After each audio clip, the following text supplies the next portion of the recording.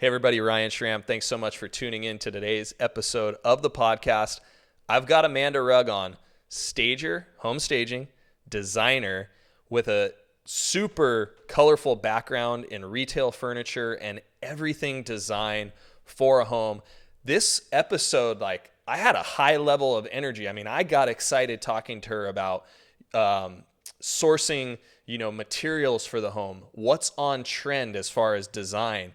Things are changing, and it's really cool because she's right on those front lines of seeing new design trends, how things are changing as far as what people are picking for furniture and home improvement, finishings. Really a fun episode that I'm excited for you to check out. Good morning, Amanda. Morning, Ryan. Thanks so much for joining us on the podcast. You're very welcome. It's good to see you. Yeah, always a pleasure. Yeah. Why don't you, let's jump in. We've been working together for so long, but tell the listeners what it is exactly that you do and what you specialize in. I'm a home stager and interior design. Very nice. So I work with occupied homes and vacant homes. I help with assisting the homeowners in the preparation to get their home prepared for the retail market. If that includes minor upgrades or major upgrades, I'm on hand to help. We make recommendations and suggestions, and we have solutions because a lot of homeowners, it's the first time they've ever had to move. They've lived in their home for a long time, and sometimes it can just be a bit overwhelming for them. Yeah. Not everybody moves to move on to the next level. There's every situation we come across. So Right. We have things to help people. That's awesome. We're there. Along with the realtor. Yeah. I don't know if I've ever told you this, but I've always kind of referred to you as my secret weapon. Like when Courtney and I are talking about listing a new property, we're like, all right, it's time to bring in the secret weapon, because it's such an important thing that you do. It's like you said, this is somebody's home, and they don't necessarily live there to be impressive in photos. No. Or to appeal to the masses, which is what's important. Yes. So you coming in and bringing your design eye and helping them stage is so important. Yes. And it's interesting because when you have the design background, right? Yes. And people think about staging and they're like, oh, it's furniture. But it's not just furniture, is it? It's two different things. So we are selling architecture. We're selling the home, the location, the lifestyle. And we want to appeal to as wide a range of people as possible. Yeah. So when you live in a home, it's to your taste, to your style. Right. And so what we do, and also you're living in the home, day-to-day life happens. So we come in and we help the homeowner prepare the home I do a walkthrough, and I have fresh eyes. I really have eyes like a buyer would have. So it's from everything from the curb, walking from the curb to the house, to the backyard, and everywhere in between. I will assist and guide them through just some very easy, simple fixes sometimes, and sometimes there's we might need to paint or do some upgrades, but that they will see the reward when the home sells. They get everything back. If they put the effort in up front, they will get that reward back, and that's what we want for them. Absolutely. And you had said you have the buyer's eye. I've always been so impressed by just your gift to come in and see what the home should look like. Vision. Yes, a vision. Yes. So it just a transformation. This is what I love about my job, is that I can actually go in and take a property and just transform it. Right. And quite a lot of homeowners afterwards, they're like, well, maybe we'll stay. I'm no, don't tell Ryan. I can't tell you how many times I've heard that. That's so true. Yeah. Because when you live there, you don't look at your house, like it should be ready for a magazine. It's different. But then when it gets done, and it, like you said, that's the hardest part, right? Is that transformation. The transformation. And actually, once people are on board, it's the unknown for a lot of people. So, but once we start and we see what they're nervous about, what they're unsure about, and we can work through that. We have people that can help pack, or we have people that can store things. Yeah. There's lots of solutions to some people's, that make them a little apprehensive about it. Right. Once we get on board and they start seeing the transformation, everybody really enjoys the process. Yeah. And it's really just going through a home. So you want to keep the home needs to, we're showing space and architecture, and we're also taking people on a journey. And also, I like to highlight the home's features. Right. So here we're very lucky. We have a lot of ocean views, a lot of lovely landscape, large gardens. So there's always something to really draw attention to. And that's what we want. That's that moment when the buyer is going to connect to the home. Yeah. And we just underscore it, bring it to their attention, and take them, like almost like holding their hand and taking them to that point. Yep. And it's important too, like setting that expectation, which is something like I play a big role in, is like, hey, I promise you there's going to be the hardest part for you, Mr. or Mrs. homeowner, is this next few weeks, like while we prep the house with Amanda. But it's all in the prep work, because that's where you get the investment when the house goes back on the market. Yes, yes.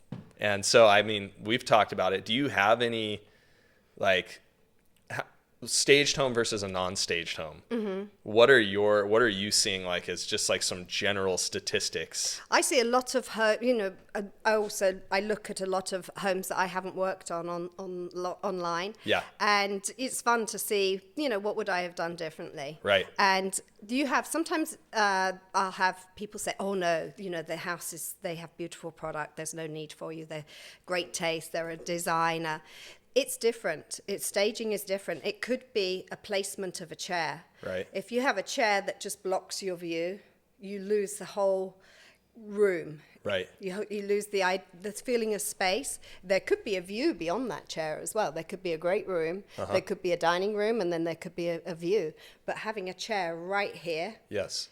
you lose the whole, that's lost. People, and it's 8 seconds, right? You have 8 seconds to go get people's attention onto the next. Yeah, it's like that swipe mentality, right? When people are looking at pictures of homes. Yes. You have a very tight window, 8 seconds, to capture somebody's attention. Yep. You have to get an emotion, and you have to capture their attention. Right. Something to keep them looking. The longer they look, then the better it is, and you get the sale. Yeah. And that helps in the house as well. We always have like areas that will maybe make someone stop for a moment, or something that they'll say, oh, the surfboard house. Right. Something that they can, otherwise they all blend into the same. If they're all cookie cutter, there's nothing for them to stand out. Right. So having something like creating an identity for the home through staging and preparation. Yes. And also, like you just said, the different areas that you'll stage out to kind of have somebody, the way that they move through the home, take their time. Yes. And envision themselves being there, right? Yes. And there's usually a pattern the way people will go through the home, and it's, the journey that they take. Right. So you just want to build the momentum. And sometimes it's like, you want them to get through the front door, through the formal living room, but wait until you get to the kitchen. Yes. That's the big reveal, and that's it. So you want to build that momentum, but it's very important to, even though you might have the best view in the world, if you lose it at the first impression, you can't, first impressions last. You can't, so it's very important. Curb appeal, the entry, every step of the home is very important. Right. How did you get into staging, like with your background? I worked for a furniture retailer in Orange County, and the very first time I had a developer in Newport Coast, and he wanted to put the market on the next day. So the house on the market the very next day. Gotcha. It was a huge house, and so I loaded up a truck. We went through the store. We took everything that we could possibly take out of the store. We loaded up a truck, and we installed in darkness. The next day, the house went on the market. I was like, "Ooh, I quite like this." A 24-hour stage. And then another time, I had a retailer, a realtor. Yeah. She found out she was having a surprise birthday party that night. So she was waiting outside the store. She found out she was having a surprise for Yeah. herself. Yeah. So I can't have people come over My like husband's this. booked it, it's not happening. You've got to come to my house now. And she was sort of dragged me. I said, okay, let me get everyone set up. And I went over and walked through the house, and again loaded a truck and staged her house for her party. And then that's how it sort of, would you do this for me? For homeowners? Yeah, I can do that. I've done it before. It's just, I've got busy opening stores. And nice. So then that's how I sort of started doing staging. So that for a while I had the retail store and staging. Right. And then I got to a point where it was a lot of work and I really enjoyed the staging. So I decided to just concentrate on staging full time. It gives me a lot more freedom and I don't have to be in a store every day. Right. So retail versus the staging, you're able to kind of freelance. Yes. Pick your spots, pick who you work with, more flexible. Yes, I've built up I really haven't advertised. I just built up my client base based on referrals. Yeah, word of mouth. Working with word of mouth, and I work with just a few people, and they keep me pretty busy. That's awesome. And then that leads on to the interior design side. Right. And plus, I have my customer base from before for the interior design as well. Gotcha. So with the interior design, you might work for a realtor or work for a homeowner to stage their house. And then like we've seen on my listings so many times, everybody's like, well, who put this together? Because this doesn't look like staged furniture. I mean, when people think about staged furniture, sometimes they're thinking about like those fake TVs. Yes. Or just the fake books on the shelf or just really cruddy furniture.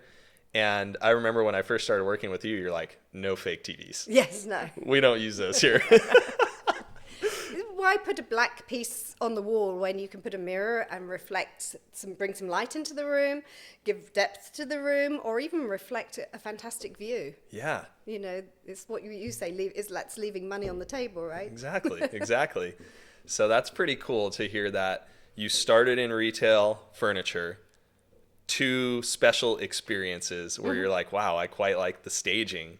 But let's talk more about the design too, because what I was saying is that we'll have a buyer that'll come through home who put this together, and then they'll end up working with you after the house closes and we empty out the stage furniture. Yes. And they're like, Amanda, help us put this back together. Yes. So what are you seeing in home design today? Because it's an interesting time, right? We're kind of making some transitions. We are making some transitions. I think we have been in the modern farmhouse look for a long time, the white and the greys and the black. People are more warming up to warmth, really, soft earth tones, natural, so bringing a lot of green in. The color of the year is sage green. Oh, really? Yes. Nice. So bringing the outdoors in is very popular. It also gives a feeling of nature and softness and coziness. So a lot of lovely fabrics that are soft and layers, lots of layers. So print on print, fabric texture. Bringing in natural elements in the wood, so we've seen it in the wood shelving, but you can also bring that texture in wallpaper. Textured walls are becoming more popular. Venetian Plaster is having its moment back. Really? So yes, a lot of coziness. Nice. A lot of coziness. I was wondering when we were going to make that change, because for the last, 10 years, it's been so white and gray and just kind of like plain in a lot of ways. Yes. Now, furniture and art decor kind of, dresses it up. But I've been wondering, when are things going to transition? You will see some transition. You will see a lot of color. You'll see a lot of velvets and greens. Like I said, greens, dark blues. A lovely color is like a bronze. A dark burnt orange. Okay. That's a nice accent. Yeah. The grays are still very strong, right? But more of a creamy gray. Yes. Like a grayish. Warmer, right? Warmer, yes. Versus no cold, colder. No colder grays. Yeah. Got warm. it. Everything's warm and cozy. Traditional. A little bit of traditional in furniture, an antique, a found piece, a repurposed piece. That gives the home some history and the feeling. It grounds people a little bit. But you will see, and it's mixed in with the more contemporary furniture, not going full on antique. Right, it's like a hybrid, a blend. Yes, or repurpose. You could get a credenza and use it as a vanity, or something upcycled, recycled. Yeah. Just an item of interest in each room is really nice. Layers like fringe on ottomans and pillows and different chenilles and that type of fabric, you'll see a lot more color gradually coming in. Yeah. So that's nice. That's awesome. Yeah, a nice change. Mm-hmm. It is. So when you're working with a client, let's say a design client, what's something that they should be asking you, or maybe you don't hear a client asking this question and you're like, this is really important for them to know? Well, every client's different, so every situation is unique. So I think, to me, it's managing expectations. It's to find out what the end result that they envision to be, and working around that. Sometimes people we might need to break it down into 3 sections. Okay. So I like to call it phase 1, phase 2, and phase 3. That also stops people getting a fatigue, because if you're in a sense of remodel for a long time, that does get tiring. Right. It also it helps prioritize what areas are the most important. Right. The challenge we have right now is the lack of materials and the sheer demand as well. So there are materials out there, but there is high demand for it. Right. So it's just changing the way that we start. Sometimes I will select all the materials and purchase the materials before we start construction. That way there won't be any surprises, and then it's just down to labor and timelines that way, so you can manage the timelines better. Right. Or we select multiple options for each material, because there is a case where you will make a selection, you check it, it's in stock. By the time you go back to order, it's in back order. Unbelievable. So there's just extreme high demand for everything, and the supply chain and the materials the manufacturing, everything is slow.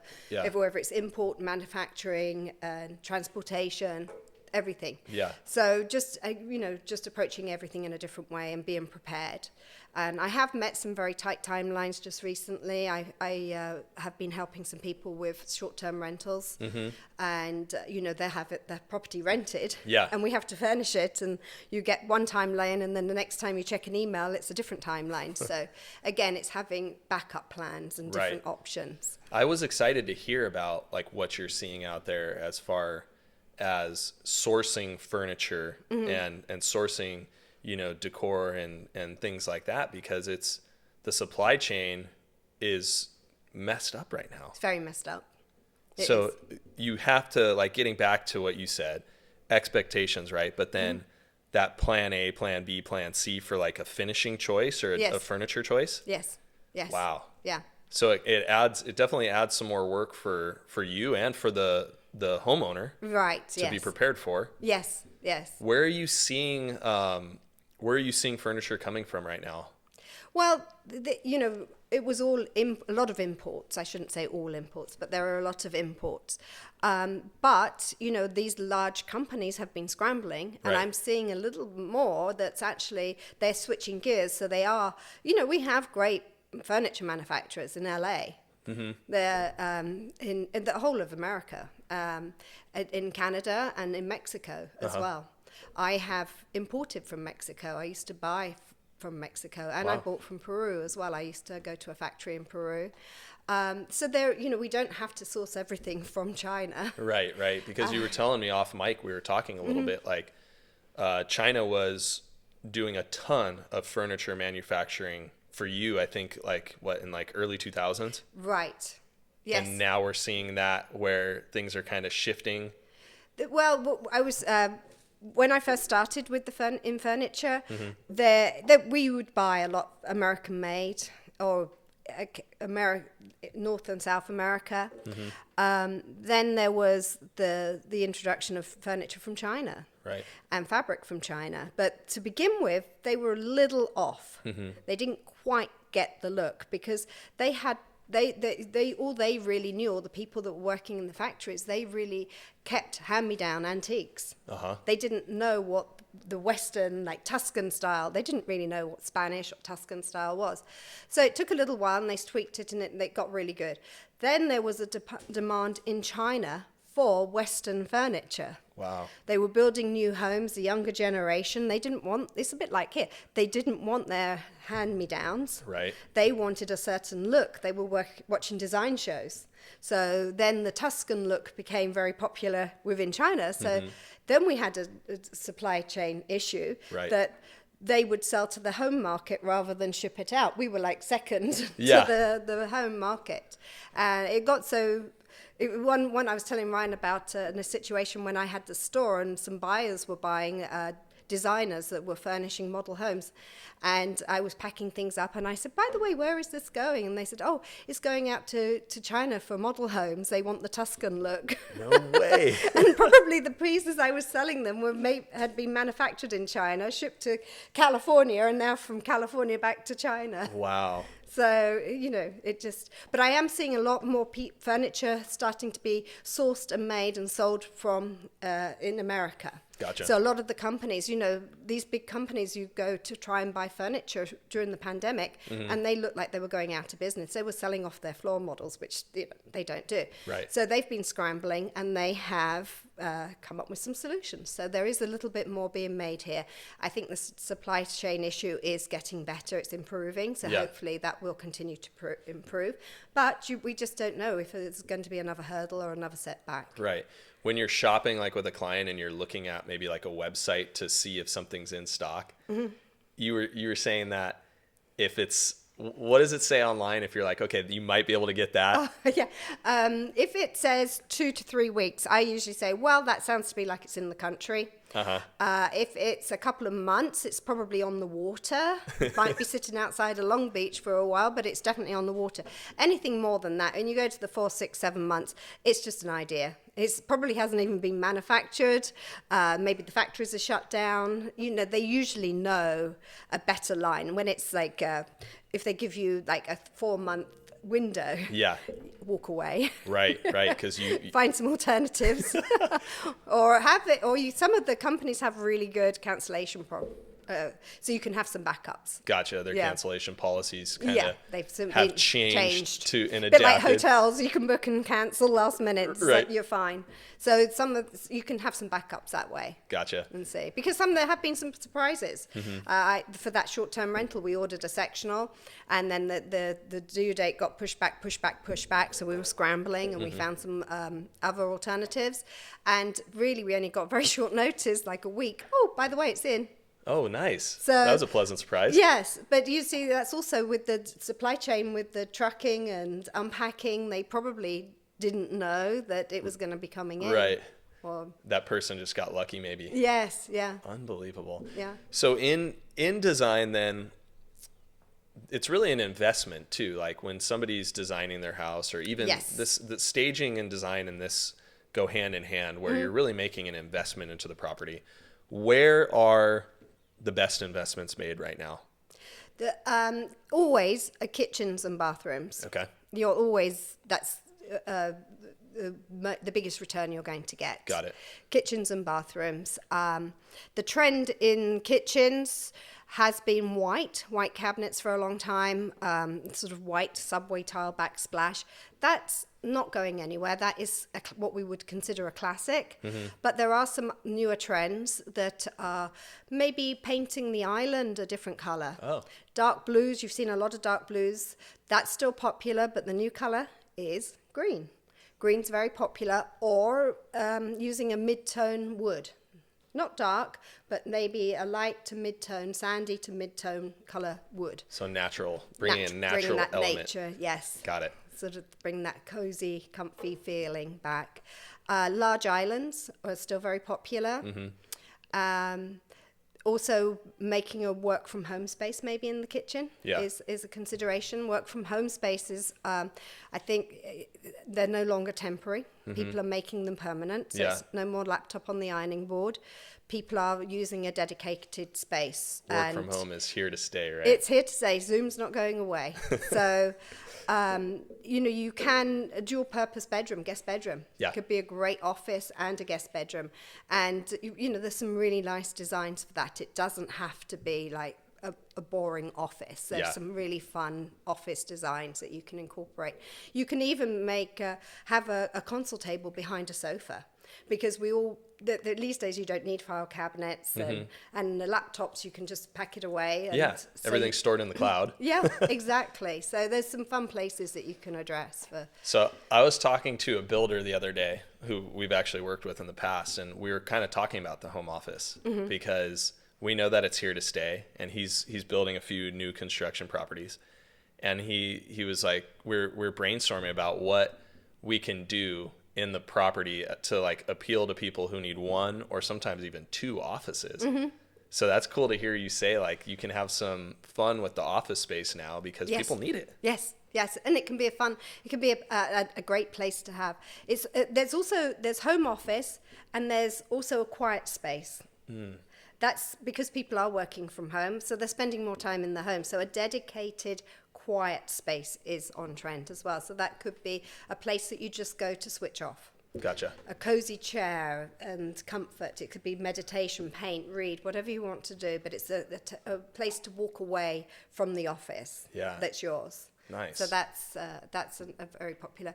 We've worked on a house where they had a really great home office as a built-in in a closet. Okay. I think it was in Cota de Casa. And that leads me to one of the upgrades for what we see. One of the things we see that could be fixed in homes that are for sale.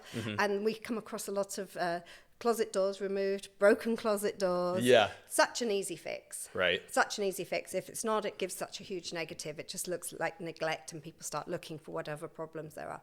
But a great fix for right now as well, if you don't want to have closet doors, you bring in a closet company and they build some in storage and a built-in desk, so you have everything in the closet, and it turns that space, it's not a closed off area, it turns it into a pleasing environment. That's awesome. And then that room could be like a dual purpose, right, with like a guest bed. Yep. So if you have people coming into town or whatnot, probably not going to be working that much, so just put a drape over it or a barn door. It does, you could do a barn door, but they do them in such a way that you can just leave them exposed. Nice. Because the cabinetry and you can have a partial door for the side that has the close.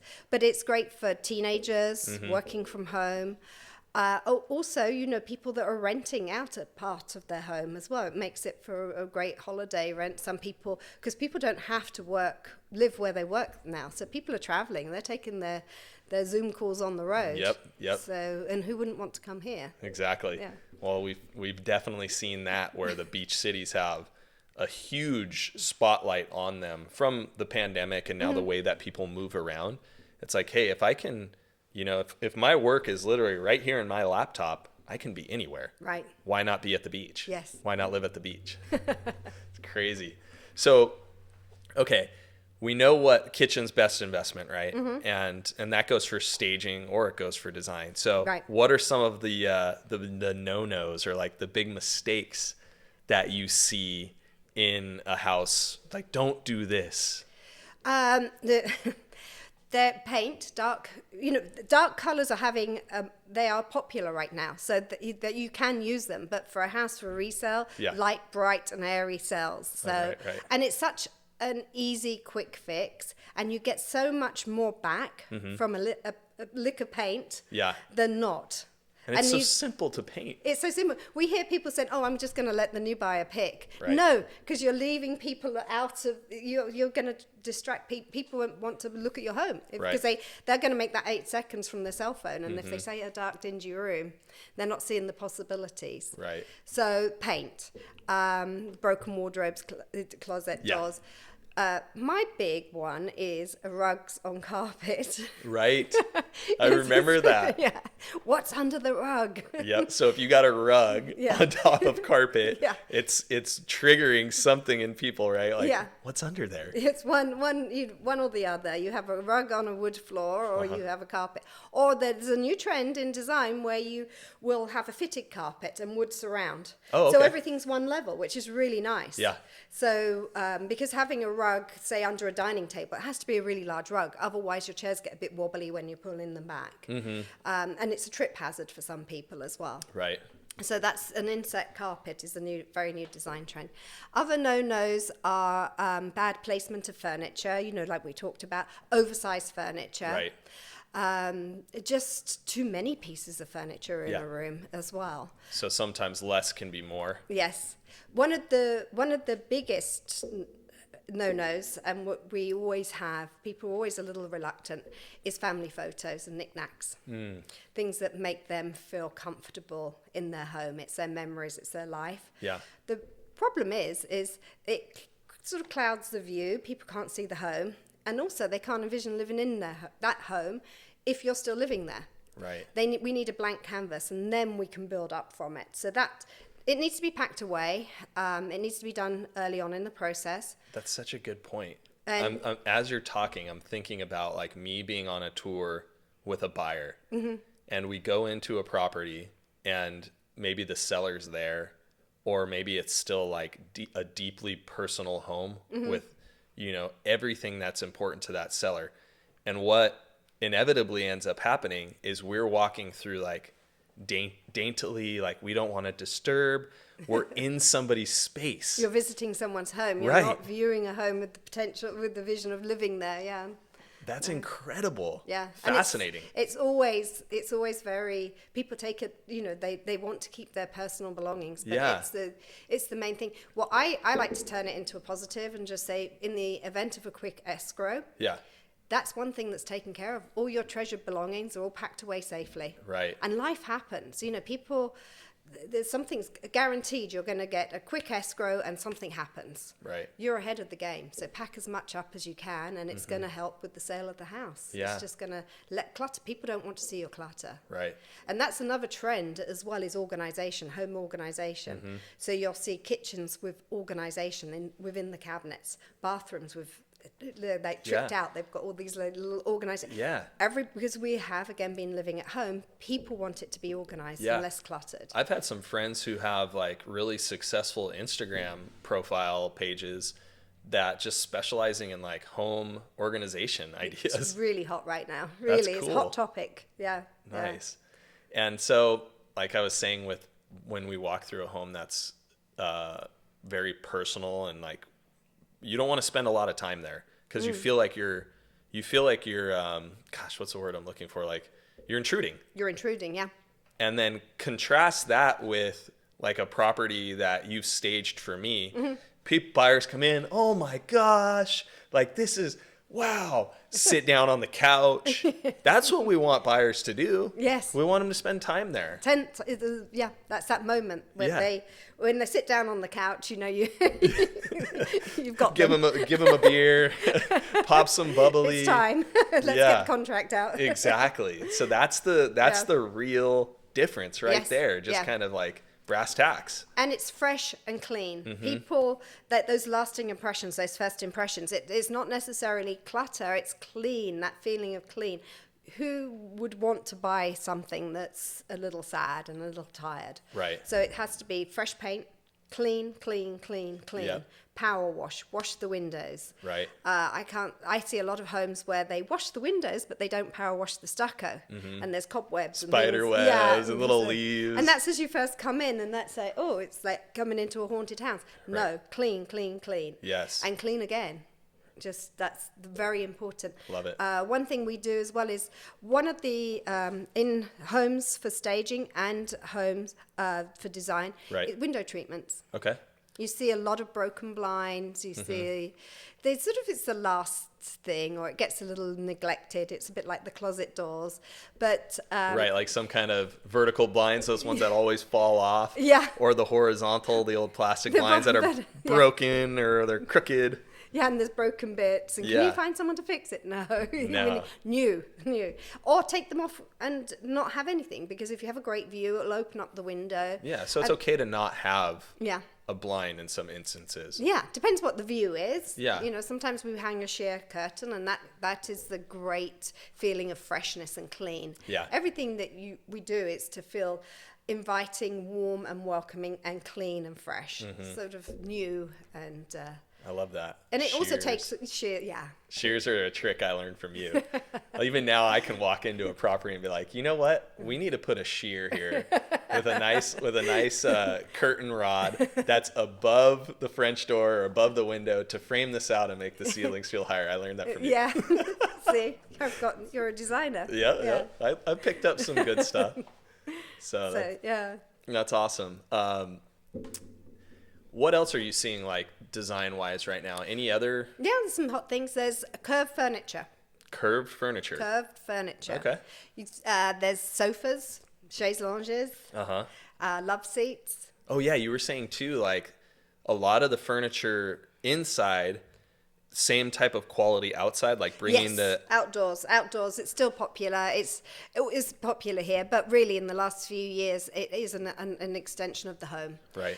People want to have that feeling of being in a resort, a luxury resort. So outdoor furniture looks more like indoor furniture, and to have it more lounge, less the formal dining outside, more just to hang and relax and entertain, another entertaining space.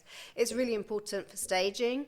It gives depth to the interior photos. It showcases the view, and it gives more vignettes. So when people are doing that 8 seconds, it gives an idea of how much space you have and different areas. People are looking for different areas to spend time in the house. Not everyone wants to be in one room at the same time. Right. So there is, that said, there's also another trend of going back to traditional floor plans. But I think a great room suits this lifestyle here, you know, with the big sliding doors. But people do want to have a formal dining room. So that is another area where there is, for staging, it's like a room should be used as it's meant to be. So not a dining room as an office or a playroom. For a buyer, that's not going to work for them. They need to see how it's going to be used, how they are going to use it and enjoy it. Gotcha. When they move in, they might turn it into a playroom, but to get that sale, they need to see that that is the dining room. Yeah, no, that's well put. So you're seeing the formal dining room come back a little bit? Yes, people want to entertain at home. So it's outdoor living space, it's the great room, the big kitchen, and a formal dining room. People want to have house parties and entertain, and I think people have been remodeling a lot as well through the pandemic. So now they want to really enjoy it. We were allowed to mix and be together. The curved furniture, I think, could be a little trendy, a little short-lived. But one item of curved furniture I love, which is a swivel chair. Okay. Because that works for us here. Yeah.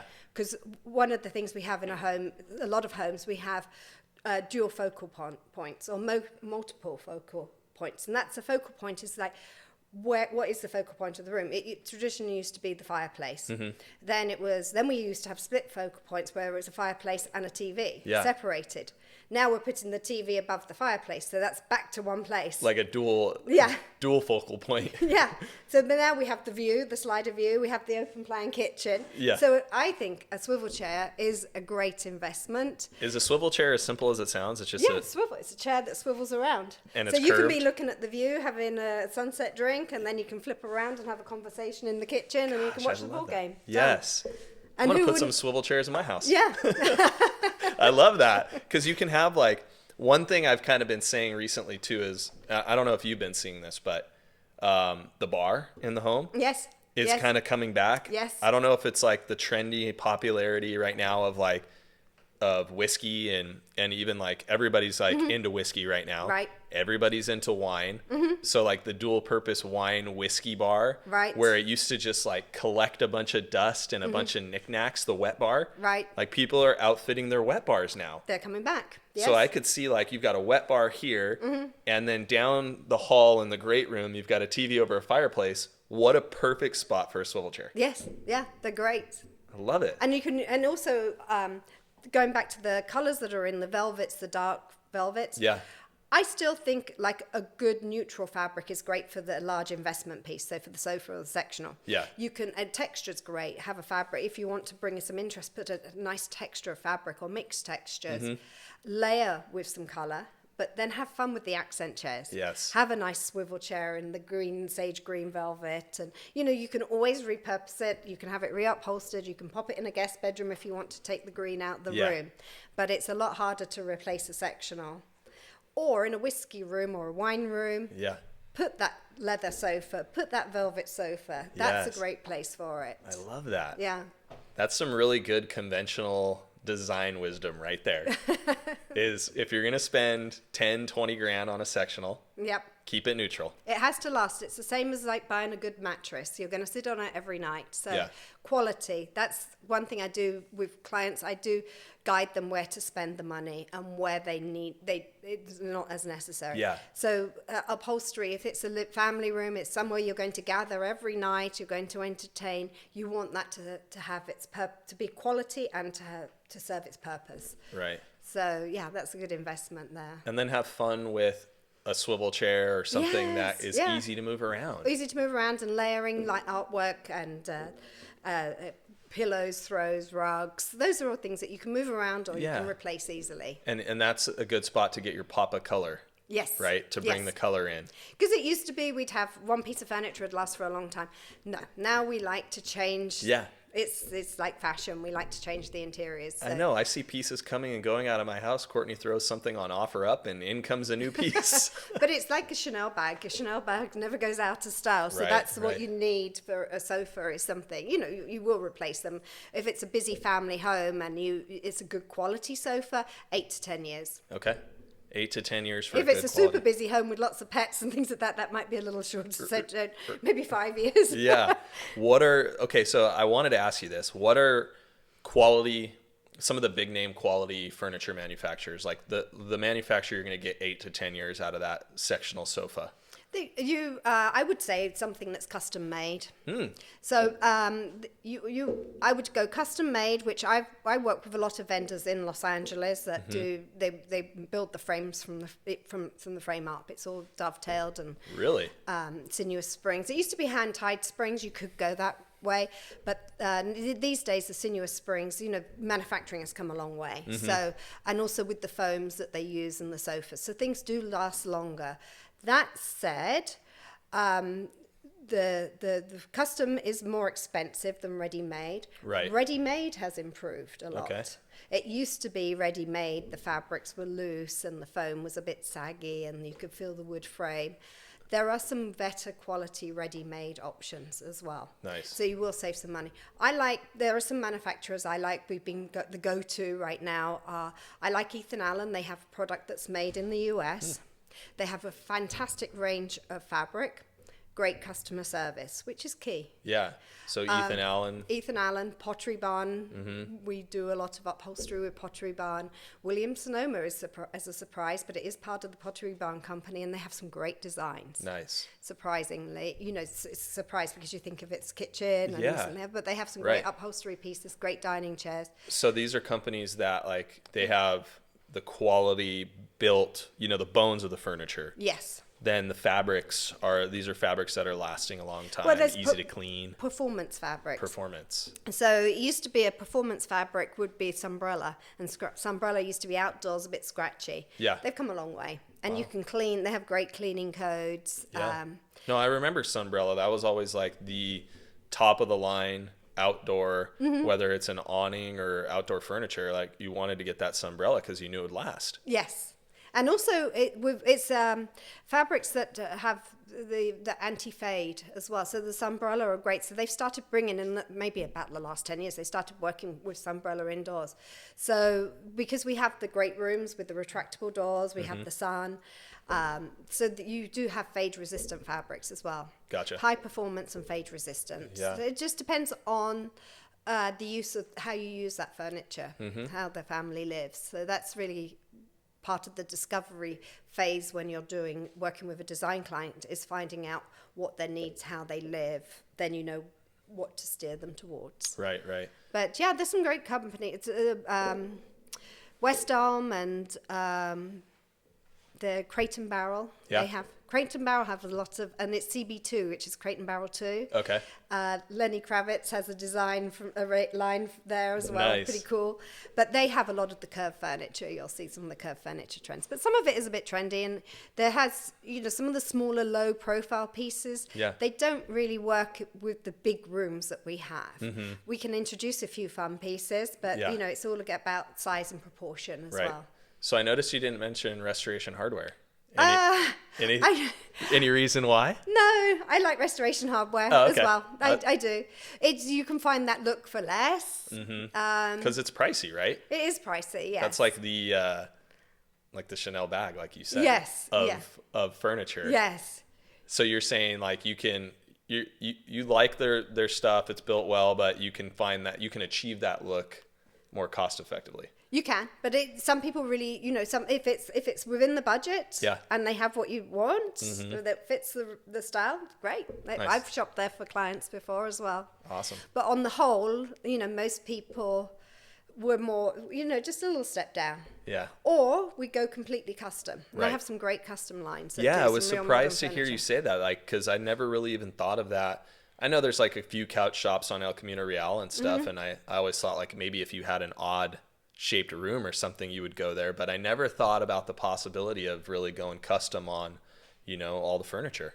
Yep, I have manufacturers I've worked with for years in Los Angeles, and we can do custom sectional sofas. Nice. If you have a very specific taste or style. They do a lot of fun pieces, that the wood framed floating, sort of almost like a floating fabric in the beds, just all kinds of things. Awesome. All kinds of things. How about the turn times for that? Like if it's not... It is longer, but they have really cutting edge, cool fabrics, vinyls, if you want ostrich trim around the bottom, maybe for your whiskey room. Yes. They have some great pieces. That's cool. Yeah, and timeless as well. Very classic. Nice. Yeah. Well, that's super cool. I didn't even think about that. Chatting about all this stuff with you is really fun. It like gets the energy flow. It makes me want to shop? Yeah, it makes me want to go shop. I see why people like to do that, and it's fun too to think about, like, with such great property like that we're blessed to get to work on. Like this is such a fun component of it. Yes. And I can see how too, like, kind of as a closing thought, if you're going through a remodel or something like that, like don't forget to budget or save for the furniture. Yes. Because I could see how people would get to the end and like, oh no, I have to do this part now. So do you notice that too? I do notice that. It's part of the discovery that's the process where you're interviewing and sit down with the client. But, a lot of people really want to focus on certain areas, and they will bring it in phases. Some people will budget for it. Yeah. So sometimes I'll do the complete whole house all in one go. Okay. A lot of people will say, let's get the bathrooms done and the kitchen first, and then we'll move on. We'll sit on boxes. Yeah. Or some clients that I've been working with, they buy investment homes here. Mm-hmm. They're out of towners. We work with a lot of people that maybe from Texas or somewhere they want to move. When they retire, they want to move to the coast. I work with a lot of people that have selected a property. Mm-hmm. They want to remodel it just to bring it up to a good level where they can serve a purpose as a rental. Got it. Until they retire. And so when they come out, then or prior to them coming out for their retirement, then we work on the next phase, just kicking it up a notch to their level of what they want. So that's great. Yeah. And also in that we have play it plans as well. There's one property I was working on at the beginning through the pandemic. Mm-hmm. We updated it just for it to be a nice rental, a great view. Then the pandemic continued. They decided to take early retirement. Oh. So phase 2 came along like in a few months. A lot quicker, yeah.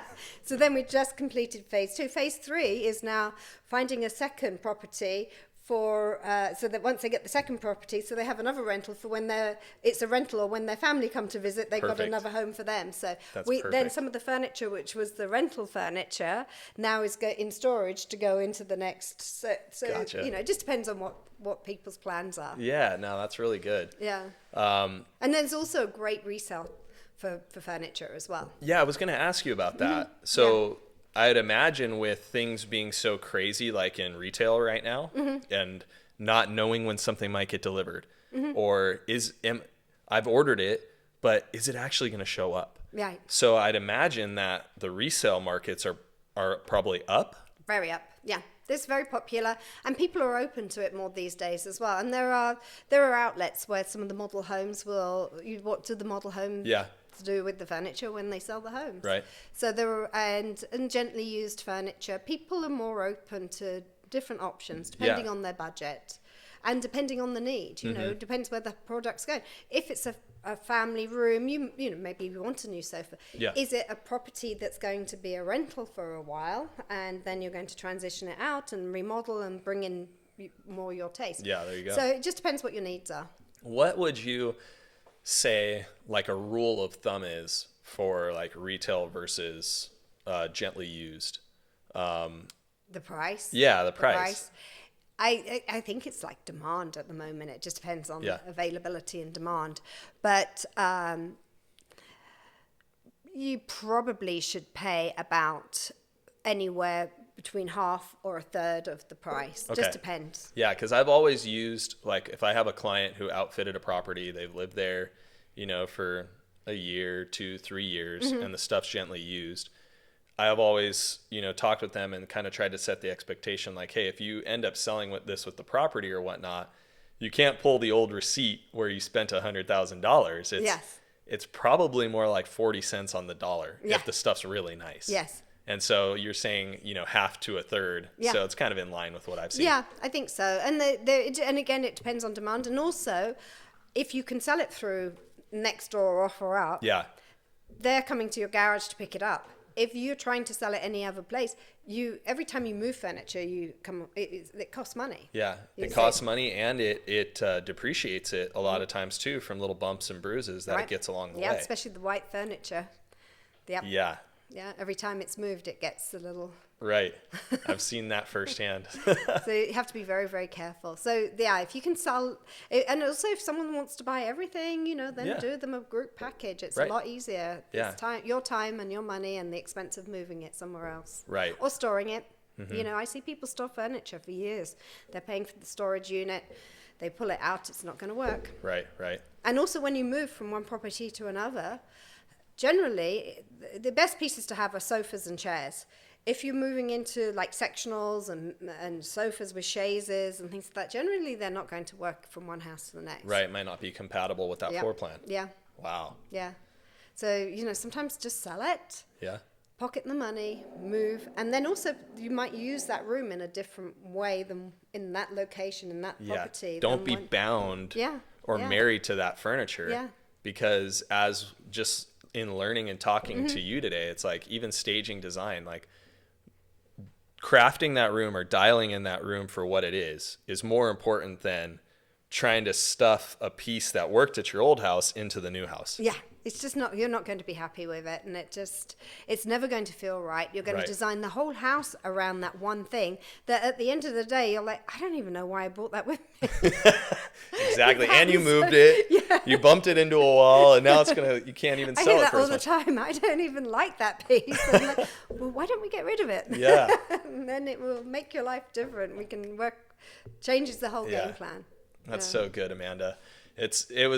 I'm so thankful for you coming out and talking about this stuff because I think it's more relevant than ever. I mean, it's always relevant, but it's so interesting right now, you know, what's happening with homes and construction and design and furniture. So it was really fun to chat with you. Oh, it's great to come out and spend some time with you. Yeah, thank you. Thank you for the opportunity. Of course.